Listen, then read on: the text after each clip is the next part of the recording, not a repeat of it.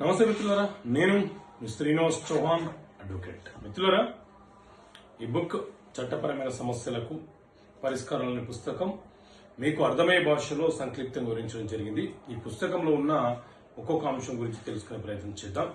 So మిత్రులారా, ఈ పుస్తకంలో ఉన్నటువంటి ఒక ప్రశ్న ఏంటి అంటే, ఒక వితంతువు తన భర్త నుంచి వచ్చిన ఆస్తిని అమ్మవచ్చా? ఒక మహిళకు తన భర్త మరణించిన తర్వాత ఆ భర్త పేరు మీద ఉన్నటువంటి ఆస్తి ఆమెకు సంక్రమిస్తే ఆమె అమ్ముకోవచ్చా? అమ్ముకునే హక్కు ఆమెకు ఉంటుందా? సో మిత్రులారా, ఇక్కడ రెండు చట్టాలు రెండు విభిన్నమైనటువంటి అంశాలను విశదీకరిస్తున్నాయి. హిందూ వారసత్వపు చట్టం 1956 సెక్షన్ 14 ఏం చెప్తుంది అంటే, భర్త నుంచి వచ్చినటువంటి ఆస్తి పైన భార్యకు పరిమితమైనటువంటి హక్కులే ఉంటాయి, పరిపూర్ణమైనటువంటి హక్కులు ఉండవు. భర్త తర్వాత భార్యకు ఆస్తి సంక్రమిస్తుంది, కానీ భార్య అనుభవించాలి, కానీ ఆ మరో వ్యక్తికి ట్రాన్స్ఫర్ చేయడానికి అవకాశం లేదు.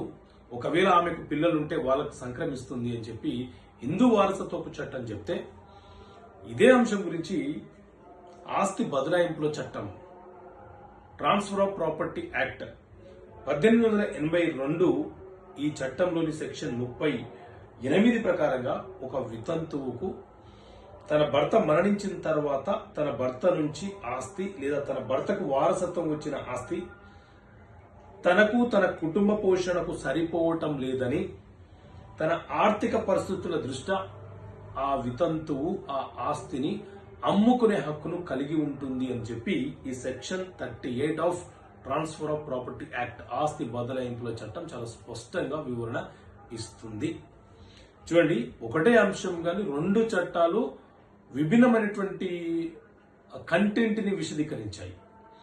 సో ఇక్కడ ట్రాన్స్ఫర్ ఆఫ్ ప్రాపర్టీ యాక్ట్ ప్రకారంగా వితంతువు తన భర్త నుంచి వచ్చిన ఆస్తిని తన పోషణ కోసం ఎవరికైనా అమ్ముకునే హక్కును కలిగి ఉంటుంది.